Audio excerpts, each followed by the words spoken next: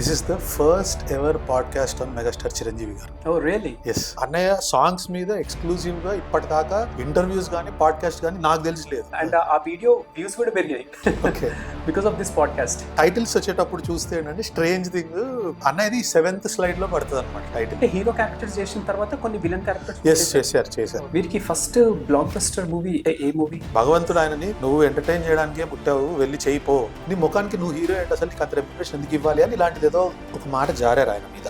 ఎవరితోటన్నా గొడవ అయితే ఫస్ట్ ఈయన కాంప్రమైజ్ అయిపోతారు, వద్దు మనకు గొడవలు అంటే. నెక్స్ట్ 1 year లోపల ₹1 లక్ష రెమ్యునరేషన్ తీసుకుంటాను. ఎగ్జాక్ట్ గా 1 year లోపల ₹1 లక్ష రెమ్యునరేషన్ తీసుకున్నాను. ఛాలెంజ్ మూవీ లాగా 7వ స్లైడ్ నుంచి 5వ స్లైడ్ నుంచి సెకండ్ హీరో దగ్గర నుంచి విలన్ గా ఉన్న దాని దగ్గర నుంచి ఆయన కష్టంలో మార్పు లేదు. చిరంజీవి హీరో అబ్బాయి బాగా ఇస్తాడు స్టెప్, చలో మనం పాట బాగా కంపోజ్ చేద్దాం, ఫాస్ట్ గా చేద్దాం. ఇట్లాంటి స్టంట్స్ వారు వేయడానికి ఇవే కారణం అనుకుంటా. బహుశా వారికి మార్షల్ ఆర్ట్స్ వచ్చాయేమో. ఇది నేను చెప్తుంది చిరంజీవి గారి భజన కోసం కాదు. మనందరికీ వేరే వాళ్ళు భజన చేయాలి అంటే మనం ఎంత కష్టపడాలి. ఆయన కర్మ ఆయన 100% చేసేసి రిజల్ట్ ఎప్పుడు ఆయన యూనివర్స్కి వదిలేశారు. మధ్యతరగతి కుటుంబం, దిగువ మధ్యతరగతి కుటుంబం నుంచి వచ్చిన వాళ్ళు ఎవరికైనా సరే సినిమా ఫీల్డ్కి 100% ఆయన ఇన్స్పిరేషన్. ఎస్.